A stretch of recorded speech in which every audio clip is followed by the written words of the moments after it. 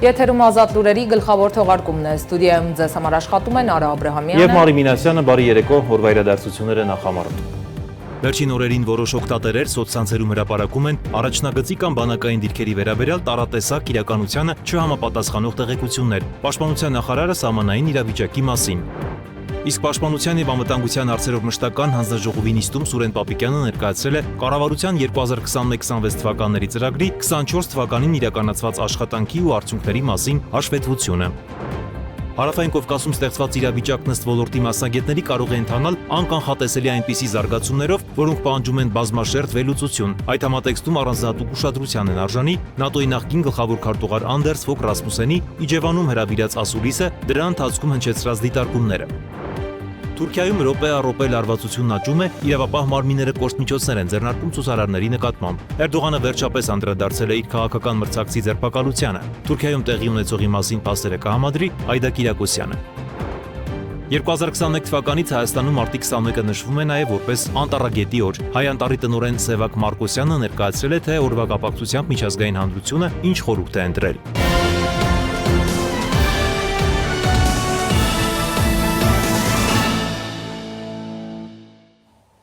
Հայաստանի պաշտպանական գերատեսչությունը հերքել է Ադրբեջանի պաշտպանության նախարարության տարածած հերթական ապատեղեկատվությունը, թե իբր մարտի 20-ի լույս 21-ի գիշերը հայկական ստորաբաժանումները կրակ են բացել սահմանագոտու արևելյան և հարավ-արևելյան հատվածներում տեղակայված ադրբեջանական դիրքերի ուղղությամբ։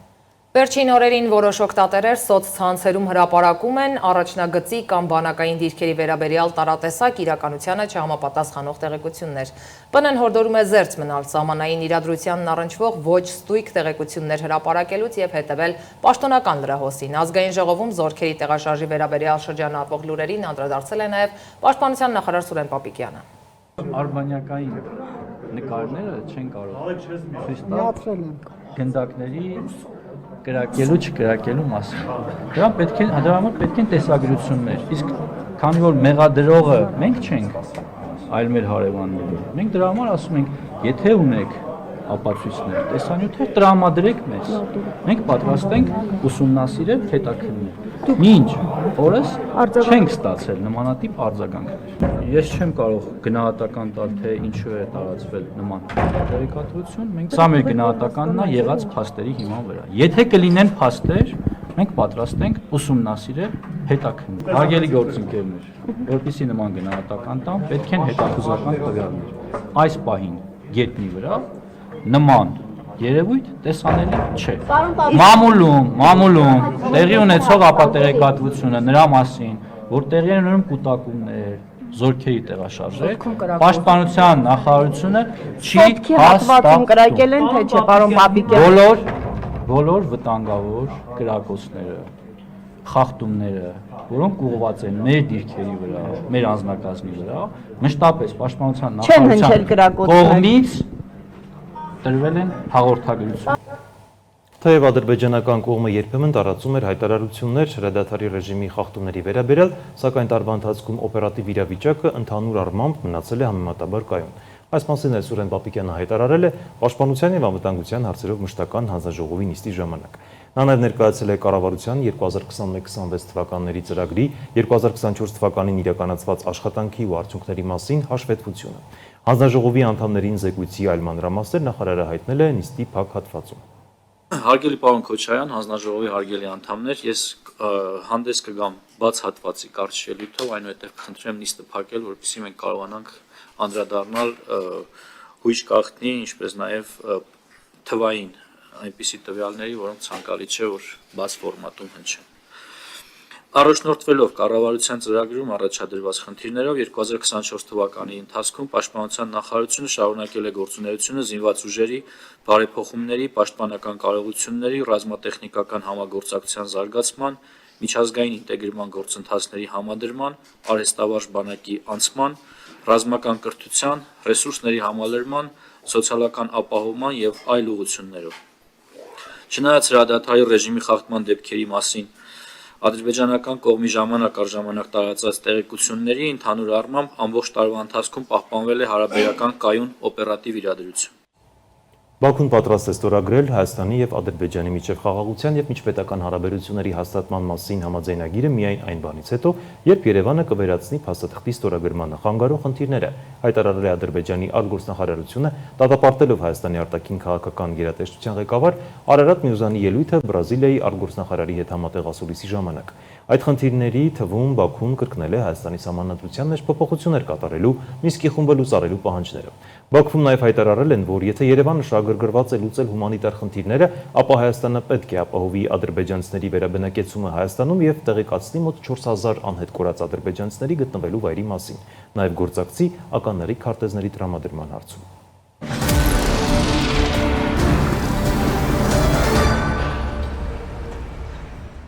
Թուրքիայում րոպե-առոպե լարվածությունն աճում է, իրավապահ մարմինները կոշտ միջոցներ են ձեռնարկում ցուցարարների նկատմամբ։ Էրդողանը վերջապես անդրադարձել է իր քաղաքական ամենաուժեղ մրցակցի ձերբակալությանը եւ դրան հաջորդած երկիրը ցնցած իրադարձություններին։ Թուրքիայում տեղի ունեցողի մասին փաստեր է կամադրում գործընկեր Հայդա Կիրակոսյանը։ Այդ արդեն մի քանի օր է Թուրքիայում բավականին լուրջ իրադարձություններ են տեղի ունենում, կոշտ զարգացումներ, ոստիկանությունը ուժ է կիրառում ցուցարարների դեմ եւ այսպես շարունակ։ Այս պահի դրությամբ ինչ է այնտեղ տեղի ունենում։ Իրավիճակը Թուրքիայի փողոցներում անկախ արգելքներից, բազմաթիվ արգելապատնեշներից եւ ոստիկանական մեծ ուժերից, որոնք զետեղվել են թե Ստամբուլի, թե Անկարայի, թե հարակից շրջաններում, որտեղ ցույցեր են ընթանում, շարունակում է լարված մնալ եւ թեժանում է բարբերաբար, բողոքի ակցիաներն ընդգրկում են շատ ավելի տարածքներ քաղաքային, քան նախկինում էր։ Ցուցարարներին, որոնց մեջ իդեպ թվով շատ են նաև ուսանողները Ստամբուլի համալսարանի, ճնշում են արցունքաբեր գազով, տարբեր ռետինե փամփուշտներով, մահակներով եւ հնարավոր կոշտ միջոցներով եւ բազմաթիվ վիրավորներ կան արդեն եւ ցուցարարների եւ ոստիկանների թվում։ Վերհիշենք, թե ինչու եւ ինչպես զարգացավ այս իրավիճակը, որն էր հիմնական պատճառը։ 3 օր առաջ թուրքական ընդդիմության ամենաշատ ժողովրդականություն վայելող Գործչին, Էրդողանի քաղաքական ամենամեծ մրցակցին ձերբակալեցին։ Խոսքը Ստամբուլի գործող քաղաքապետ Էքրեմ Իմամօղլուի մասին է։ Նա Ստամբուլի քաղաքապետն է 2019 թվականից եւ Էրդողանը նրա դեմ լարվել է եւ նրան համար մեկ մրցակիցն է համարում հենց այդ տարիներից, երբ նախագահական ընտրություններից անմիջապես հետո Թուրքիայի խոշորագույն 6 քաղաքներում ընդդիմությունը կարողացավ ջախջախի հաղթանակ տանել կառավարող ուժի նկատմամբ։ Այդ քաղաքների թվում գիտենք Ստամբուլը եւ Անկարան են եւ 8 քաղաքներից 6-ում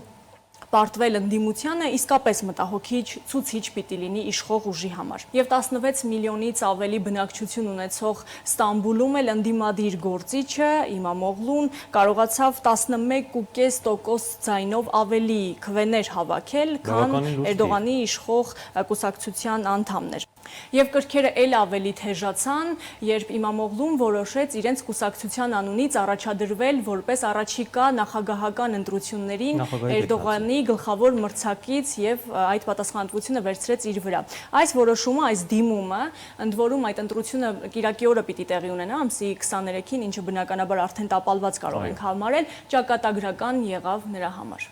Այդա այդուհանդերձ Ստամբուլի քաղաքապետի շուրջ Իմամօղլուի շուրջ տեղի ունեցողը անսպասելի էր, թե սպասելի էր այսքանից հետո։ Բնավ, վերջին օրերին մինչև ձերբակալությունը իշխանամերձ ամբողջ մամուլը եւ այն կազմակերպությունները, որոնք հարում էին իշխանությանը, գրում էին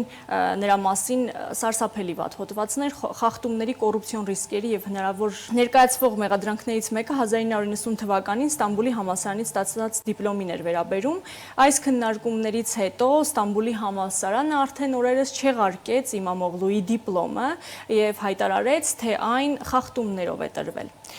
Ստամբուլի քաղաքապետի թիմակիցները, Թուրքիայի խոշորագույն ընդդիմադիր կուսակցության անդամները, Ժողովրդի հանրապետականի անդամները համոզված են, որ տեղի ունեցողը ուղղակի հեղաշրջում է, այսինքն կանխում է 2028 թվականին սպասվող ընտրությունների այն արդյունքը, որը ընդհանրապես չէր գոհացնելու Էրդողանին, եւ այսպիսով նա պարզապես կանխում է այն, ինչ կարող էր լինել տարիներ հետո, եւ որ սա ոչ թե պայքար է Իմամօղլուի դեմ, այլ ամբողջ թուրք ժողովրդի, ես մեջբերեմ մի հատված, սա ոչ թե Իմամօղլուի Ստամբուլի համալսարանական դիպլոմի, այլ Թուրքիայի սահմանադրության չեղարկումն է։ Որևէ մեկն այլևս որևէ երաշխիք չունի, ոչ դիպլոմ, ոչ փաստաթուղթ, բանկի հաշվեհամար, որևէ բան այլևս երաշխիք չէ։ Այնինչ տեղի ունեցավ հեղաշրջման փորձ է։ Եթե նախկինում Թուրքիայում դասական հեղաշրջումներ էին տեղի ունենում, ապա այսօրվանը կանխարգելիչ հեղաշրջում էր, որի ընթացքում թիրախավորվեց ամբողջ երկրի ապագան։ Ընդդիմադիր գործչի այս հայտարարությունը իսկապես չափազանցություն չէ արա, դրա մասին խոսում են նաև սոցիալական հարցումները, որոնք իրականացվել են մինչև այս դեպքերի այսպիսի զարգացումը։ Փետրվարի վերջին անցկացված հարցումները վկայում են, որ եթե ընտրությունները անցկացվեին հենց հիմա այս պահին, ապա Էրդողանը պարզապես հաղթելու շանս չէր ունենա։ Էրդողանի օգտին պատրաստ էր քվեարկել թուրք ընտրողների 42%-ը, իսկ ահա Ստամբուլի քաղաքապետի օգտին 58%-ը, ինչը բավականին մեծ տարբերություն է հաշվի առնելով Էրդողանի պետական հանրային ճնշումները մարդկանց վրա։ Հայտնի դարձավ, որ արգելվում է հավաքներ կազմակերպել, երթեր անցկացնել եւ այլն, նմանատիպ միջոցառումներ անցկացնելը։ Արդյոք դա կճնշի այս զանգվածին, որ արդեն դուրս է եկել փողոց, թե այդուհանդերձ նրանք կշարունակեն պայքարել։ Այդ արգելքից անմիջապես հետո տեսանք, որ հերիք չի թուլանում մարդկանց բողոքի ձայնը, այլ ընդհակառակը, ինչպես նշեցի, ել ավելի է տարածվում, ընդգրկում է այլ քաղաքներ եւս։ Եթե սկզբում Ստամբուլում էր, հետո արդեն Անկարայում եւ հարակից քաղաքներում, այնպես որ այս արգելքը չի ճնշել ցուցարարներին։ Իսկ Էրդողանը փոխարեն ականջալուր լինելու, թե փողոցում ինչ են վանկարկում, իսկ նրա հասցեին ոչ մի լավ բան չի վանկարկվում, ընդհակառակը պաստառների վրա գրված են չափազանց վիրավորական գրություններ, անընդհատ որպես բռնապետ է ներկայացվում ցուցարարների կողմից եւ նշում են, որ մինչեւ վերջ գնալու են եւ ի վերջո արդարության են հասնելու եւ պատժելու են եւ Էրդողանին եւ նրա կուսակից ընկերներին։ Իսկ Էրդողանը այս ամենը շոու է որակում եւ մեկ անգամ անդրադարձել է տեղի ունեցողին, նշել, որ Թուրքիայի իշխող Արդարություն եւ զարգացում կուսակցությունը ժամանակ չունի ընդդիմադիրների այսպիսի շոուների համար, քանի որ զբաղված է պետության ավելի կարևոր հարցերը լուծելով։ Էրդողանը ընդդիմությանը նաեւ մեղադրել է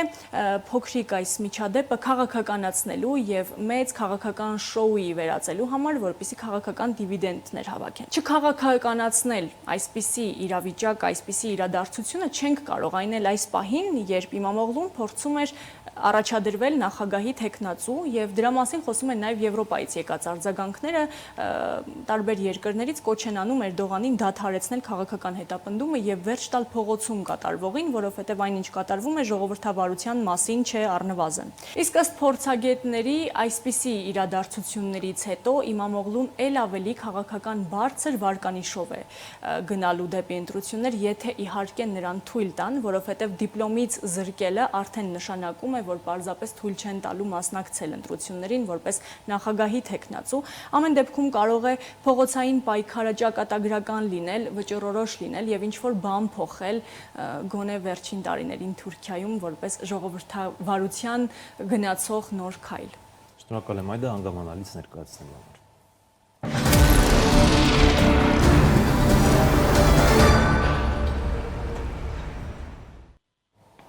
Շարունակում ենք թողարկումը Հարավային Կովկասում ստեղծված իրավիճակը ըստ ոլորտի մասնագետների կարող է ընթանալ անկանխատեսելի այնպիսի զարգացումներով, որոնք պահանջում են բազմաշերտ վերլուծություն, միջազգային դերակատարների ներգրավվածությունը առավել քան երբևէ կարևոր է հաշվի առնելով վերջին շաբաթների քաղաքական ակտիվությունը։ Այդ համատեքստում առանձնահատուկ ուշադրության են արժանի ՆԱՏՕ-ի նախկին գլխավոր քարտուղար Անդերս Ֆոգ Ռասմուսենի Իջևանում հրավիրած ասուլիսը դրա ընթացքում հնչեցրած դիտարկումները։ Rasmussen Global միջազգային խորհրդատվական կենտրոնի հիմնադիրն ու ՆԱՏՕ-ի նախկին գլխավոր քարտուղարը Անդերս Ֆոգ Ռասմուսենը գնահատելով տարածաշրջանային զարգացումներն ընդգծել է, որ Հայաստանի եւ Ադրբեջանի միջև խաղաղության պայմանագրի արագ ստորագրումը կարող է առաջնային լինել հենց Բաքվի շահերի տեսանկյունից, սակայն ստեղծված իրավիճակը, թե ըստ Ռասմուսենի, թե ըստ վերլուծաբանների, հուշում է, որ Ադրբեջանը հավանաբար կփորձի շարունակաբար ձգձգել խաղաղության հաստատման գործընթացը, օգտագործելով բանակցային նոր օրակարգային հարցեր։ Իմ կարծիքով խաղաղության պայմանագրի շուտապույտ ստորագրումը բխում է Ադրբեջանի շահերից։ Չեմ պատրաստվում ենթադրություններ անել, թե դա երբ կլինի, բայց այն փաստը, որ Ադրբեջանը այժմ բարձրացրել է մի հարց, որը բանակցությունների ընթացքում քննարկման առարկա չի եղել, խոսում է այն մասին, որ ամենայն հավանականությամբ Ադրբեջանը կփորձի հետաձգել խաղաղության պայմանագրի ստորագրումը։ Սահմանադրությունը փոխելը շատ բարդ գործընթաց է լինելու, նույնիսկ նման բան անելու ցանկության դեպքում։ Եվ ես չեմ հասկանում, թե ինչու է այդ հարցը հանկարծ բարձրաձայնվել։ Փորձագետները եւս նշում են, որ խաղաղության գործընթացում արհեստական խոչընդոտների ստեղծումը կարող է թուլացնել վստահությունը կողմերի միջև եւ երկարաժամկետ տեսանկյունից վնասել նաեւ Ադրբեջանի դիրքերին։ Ավելին, նման քաղաքական տակտիկան ոչ միայն բարոյական, այլև իրավական ու դիվանագիտական հետևանքներ կարող է ունենալ հատկապես միջազգային հանրության շրջանում։ Բացի այդ, Ռասմուսյանը շեշտել է, Բաքվում պահվող հայ գերիների հարցը պետք է լուծվի անհապաղ, առանց նախապայմանների։ Հայ գերիները պետք է անմիջապես վերադարձվեն։ Պատկերացրեք, ունենք խաղաղության համաձայնագիր, ինչը նշանակում է, որ բանակցությունների ընթացքում բարձրացված բոլոր հարցերը լուծվել են։ Ինչպես նշում են իրավունքի ոլորտի մասնագետները, ռազմագերիների հարցը համարվում է հումանիտար եւ ենթակաչե քաղաքական շահարկման, անկախ բանակցությունների ընթացքից։ Այդ թեմայի հետագա չլուծված վիճակը միայն կարող է ել ավելի խորացնել տարածաշրջանում լարվածությունը եւ հարցականի տակ դնել ադրբեջանական կողմի անկեղծությունն ու պատրաստակամությունը խաղաղության հասնելու հարցում, որովհետեւ Ադրբեջանը մինչ օրս շարունակում է պնդել Եվրամիության դիտորդական առաքելության դուրսբերման կարեւորությունը, սակայն ըստ Ռասմուսյանի դա լուրջ ռիսկեր չի առաջացնի, նույնիսկ այն դեպքում, եթե առաքելությունը դուրս բերվի։ Ես այդպես չեմ կարծում, որովհետև երբ Ադրբեջանի հետ խաղաղության համաձայնագիրը ստորագրվի, դա կնշանակի փոխվստահություն երկու երկրների միջև, իսկ սահմանը վերահսկելու համար հետագայում կարող են օգտագործվել նաև այլ մեխանիզմներ։ Ինչ վերաբերում է դիտորդական առաքելության դեմ Ադրբեջանի կողմից իրականացվող հակաքարոզչությանը, վստահեցնում եմ, որ դիտորդական առաքելության ներկայացուցիչները բնավ լրտեսներ չեն, քանի որ նրանք չեզոք են, զինված չեն եւ ընդհանրապես դիտում են, թե ինչ է կատարում սահմանին։ Ես լավ տեղյակ եմ, որ Հայաստանի հետ խաղաղության համաձայնագրի շուրջ բանակցությունների ընթացքում Ադրբեջանի պահանջն է եղել հենց ԵՄ դիտորդներին սահմանային հատվածներից հեռացնելը, բայց ես համոզված եմ, որ այդ հարցը կարելի է լուծել շատ իրատեսական ձևով եւ գիտեմ, որ Հայաստանի կառավարությունը ըստ էության ընդունել է այդ խնդիրը լուծելու տարբերակը։ Քաղաքական վերլուծաբանների կարծիքով նույնիսկ եթե Եվրամիության առաքելությունը ժամանակավոր դադարի գործել, կողմերի միջև վստահության ամրապնդման համար կարող են ներդրվել այլ մեխանիզմներ, օգտագործվել այլ միջազգային հարթակներ եւ մոնիթորինգային համակարգեր, ինչը կծառայի որպես անվտանգության երաշխիք։ Եթե ինչ-որ պահի բանակցային գործընթացը խաթարվի կամ խափանվի, ապա ինչպես նշում են միջազգային հարաբերությունների մասնագետները, Արևմուտքն ունի անհրաժեշտ գործիքակազմ, քաղաքական եւ տնտեսական լծակների տեսքով, որպեսզի ազդի Բաքվի վրա։ Կարծում եմ, որ միջազգային հանրությունը ազդեցություն կգործի Բաքվի վրա եւ կպահանջի, որ նա հնարավորինս շուտ ստորագրի համաձայնագիրը։ Հուսով եմ, որ միջազգային հանրությունը դաս է քաղել եւ իր կողմից առավելագույն ճնշումը կգործադրի, ստիպելու Ադրբեջանին կնքել խաղաղության համաձայնագիրը։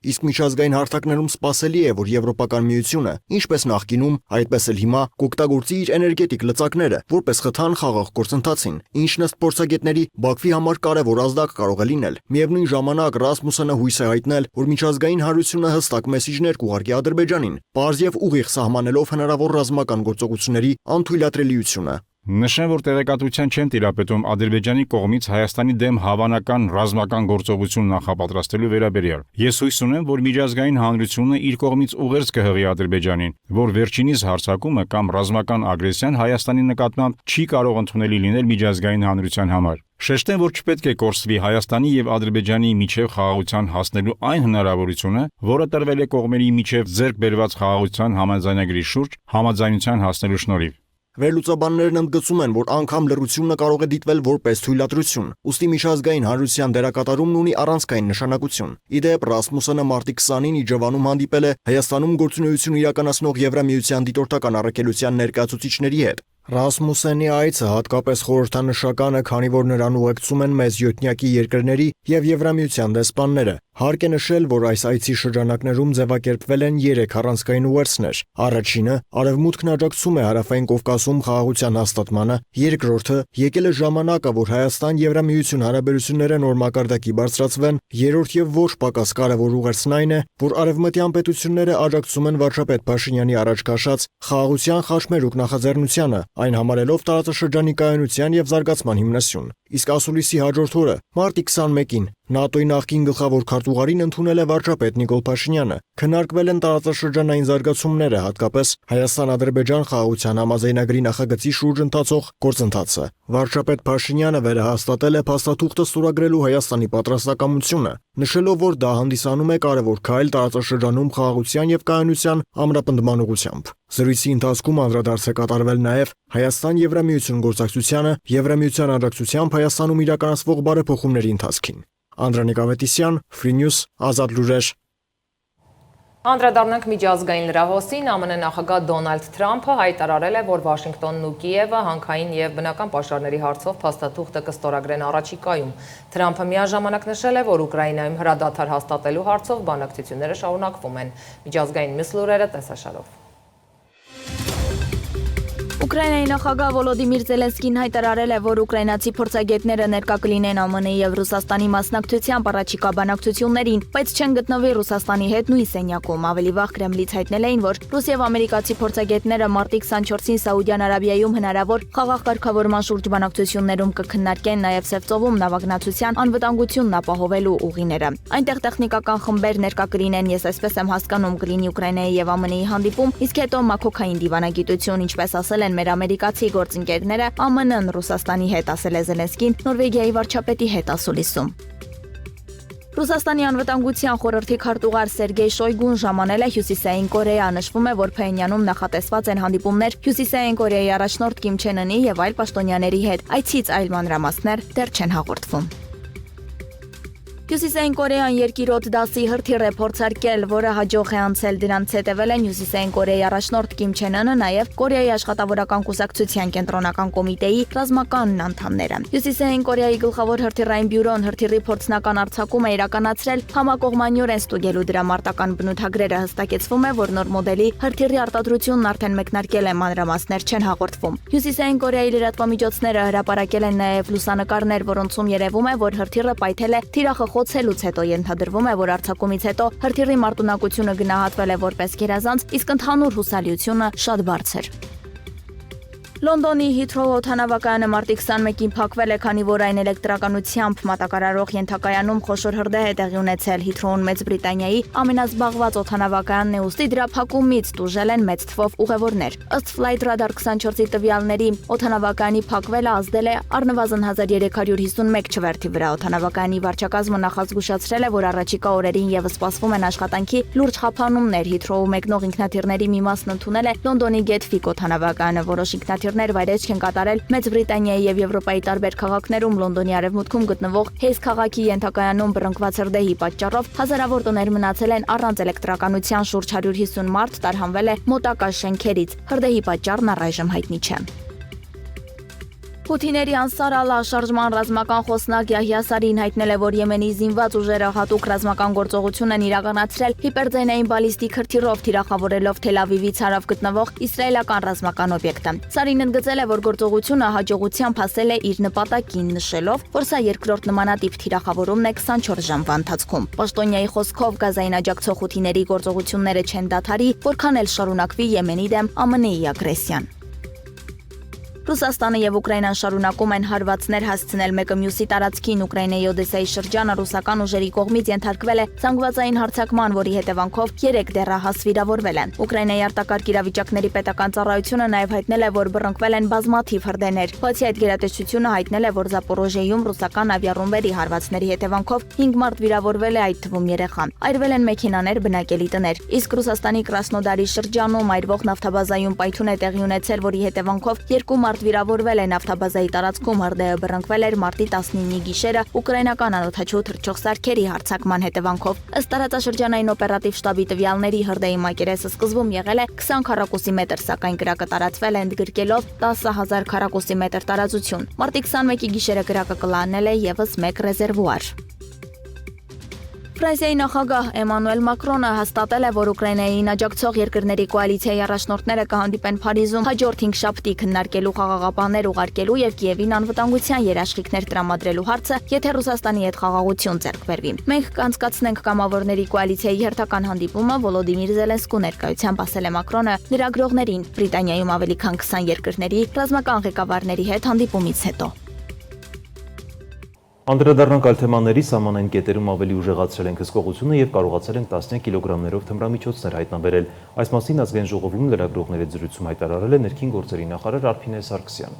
Գերատեսչության ղեկավարը նշել է, որ թմրանյութ իրացնողների խմբերի բացահայտման առումով դեռ շատ անելիքներ ունեն։ Նրա խոսքով խնդիր է դրված բացահայտել խմբի կազմակերպիչներին, որպեսզի կարողանան կանխել հետագա գործողությունները։ Ներքին գործերի նախարարն անդրադարձել է նաև ոստիկանների կողմից արցախցի Տիգրան Ուլիբաբյանի խոշտանգման դեպքին։ Նա նշել է, որ ցանկացած հանցագործության մասին ահազանգ պետք է ենթարկվի օբյեկտիվ քննության, երբ կհաստատվի կամ կհերկվի, դրանից հետո նոր միայն կանդրադառնան կոնկրետ գնահատականներին։ Եթե կար արձագանք, որ 10 րոպեն մեկ, ինտենսիվ ծեծ եւ այլն, առաջարկ դիտորդի մոտ պիտի տպավորություն ստեղծի, որ պիտի լինեն այլ արձանագրումներ, թե հիվանդանոցում, թե դատաբժշկի կողմից։ Իմ նշած հանգամանքը միայն այն է, որ ես որպես այս պահին արդեն իսկ անաչառ դիտորդ քրեական վարույթի աչքերով, իհարկե որպես անաչառ դիտորդ, այլ որ ծառայողական քննության, այս պայծրությամբ այդ հարցերը առնվազն քննարկման առարկա եմ դարձում ինքս ինձ համար, որպեսզի հասկանամ, թե հետագայում արդեն քննության արդյունքներով ինչպիսի ընթացք պիտի լինի։ Կարծում եմ, որ նույն այդ հանգամանքները, նույն այդ հարցադրումները վստահ պաշտպանական կողմը կդարձնի քննարկման առարկա կոնկրետ վարույթի շրջանակներում։ Կարիք կլինի կրկնակի փորձաքննություն կնշանակվի։ Ես չեմ ուզում ինչ-որ մի ձև այս պահին տանեմ նրան, որ բոլոր հնարավոր գործիքակազմերը ներկայացնեմ քրեական վարույթի, որովհետև վստահաբար վարույթում ներգրաված բոլոր անձինք տեղյակ են թե իրենց իրավունքներից, թե պարտականություններից, կարող են անել համապատասխան միջնորդություններ, որոնք որ պիտի ելքը կանխորոշեն քննչական կոմիտեն, պիտի նաև հարցաքննի ոստիկաններին, կրկին տուժողին, կարիք լինի առերեսման իրականացնելու, մնացյալ բոլոր դատավարական գործողություններ, այսինքն առանց այդ դատավարական գործողությունների գնահատական տալը գործընկերներ ջան, չի ստացվի ուղակի։ Դա լինում է միակողմանի, այսինքն եթե ես հակված եմ մտածելու, որ կա խոշտանգում, ավտոմատ կերպով ես այդ ուղղությամբ եմ մտածելու եւ իմ բոլոր մտքերը այդ ուղղությամբ պիտի դասավորեմ։ Բայց ես ներքին գործերի նախարարն եմ եւ կարիք ունեմ օբյեկտիվորեն իրավիճակը հասկանալու, որը մի կողմից կպաշտպանի մեր քաղաքացուն, ով որ ցանկացած process-ի շրջանակներում կարող է ոստիկանի ոչ իրավաչափ ներգործության ենթարկվել եւ դրա համար ենթարկվի պատասխանատվության, մյուս կողմից, եթե չկա այդպիսի ներգործություն, բայց կա կեղծ մեղադրանք, պաշտպանելու այն ոստիկանության ծառայողին, որը որ չի կատարել որևէ ներգործություն։ 22-ից 24 թվականների ընթացքում Հայաստանում 760 հեկտար անտառային հողերում իրականացվել է անտառապատման և անտառավերականգնման աշխատանքներ։ Այս մասին հայտնել է Հայ անտառի տնօրեն Սևակ Մարկոսյանը։ Նա նշել է, որ անտառապատման աշխատանքների մեծ մասն իրականացվել է Լոռու և Սյունիքի մարզերում։ Մարտի 21-ին ամբողջ աշխարհում նշվում է որպես անտառների միջազգային օր, իսկ 2021 թվականից Հայաստանի կառավարության որոշման համաձայն մարտի 21-ը նշվում է նաև որպես անտառագետի օր։ Հայ անտառ ՊՕԱԿ-ի տնօրեն Սևակ Մարկոսյանը ներկայացրել է, թե օրվա կապակցությամբ միջազգային հանրությունն ինչ խորհուրդ է ընտրել։ Այս տարվա խորհուրդը, որը որ հաստատված է նաև միջազգային կառույցների կողմից, անվանվում է անտառներ եւ սնունդ։ Այսինքն դրանով փորձ է արվում շեշտադրումը կատարել դեպի անտառից հնարավոր ստացվող նաև սննդին, որը որ ունի ինչպես գյուղատնտեսական, այնպես էլ սոցիալական եւ տնտեսական շատ կարևոր նշանակություն։ Հայ անտառի գործունեության շրջանակներում իրականացվում է անտառների վերականգնման գործընթաց, անտառապատման աշխատանքներ, անտառօգտագործման, կողմնակի անտառօգտագործման գործառույթներ։ Անտառապատման մասով նախորդ 3 տարիների ընթացքում 2022-24 թվականների ընթացքում իրականացրել ենք շուրջ 760 հեկտար անտառային հողերում, բացառապես մեր լիազորության տակ գտնվող անտառային հողերում անտառապատման եւ անտառ վերականգնման աշխատանքներ, տնկելով շուրջ 2 միլիոն սերմնաբուսակ։ Մարկոսյանը բնության պետական թանգարանում դպրոցահասակներին է ներկայացրել սերմնաբուսակ տնկելու ամբողջ ընթացքը։ Այնուհետև լցնելուց հետո մենք իրեն շատ լավ խոնավացնում ենք, լավ թրջում ենք։ Տնկիների կպչողականությունն էլ ըստ մարզերում արկա կլիմայական պայմանների տատանվում է 50-ից 70-ի սահմաններում։ Ինչ վերաբերում է կողմնակի անտառօգտագործմանը, ապա 2023 թվականից հյուսիսից հարավ զարկ են տվել մեղվաբուծության զարգացմանը։ Արդեն ունենք ձեռք բերած շուրջ այս պահին 110 մեղվանտանիքներ, որոնցից ստացել ենք մեղր, անարատ անտառային մեղր իմիջիայլոց եւ ունենք նաեւ դրանք արդեն փաթեթավորված եւ հասանելի խանութներում, որոշակի սուպերմարկետներում դրանք արդեն վաճառքի դրված են։ Ունենք այս պահի դրությամբ Արագածոտնի եւ Վայոց-Ձորի մարզերում արտադրվող մեղրը, որը որ դրված է վաճառքի։ Պլանավորում ենք տնտեսություններում, որտեղ որ կզբաղվենք մեղվապահությամբ, այն հասցնել մինչև 5 տնտեսությունների, մեղվան տանիքների քանակը տարեստարի ավելացնելով, հասցնելով շատ մի քանի անգամ ավելի բարձր քանակների։ Մարկոսյանի խոսքով միջազգային շուկա դուրս գալու վերաբերյալ եւս քննարկումներ են ընթանում, բայց դա հնարավոր կլինի իրականացնել միայն անհրաժեշտ ծավալները ստանալուց հետո։ Կարգում ենք նաև մեր անարատ մաքուր մեղրը, որը նաև փորձաքննություններ է անցել եւ ունի բոլոր տեսակի ստանդարտների համապատասխանության վերաբերյալ իր սերտիֆիկատները,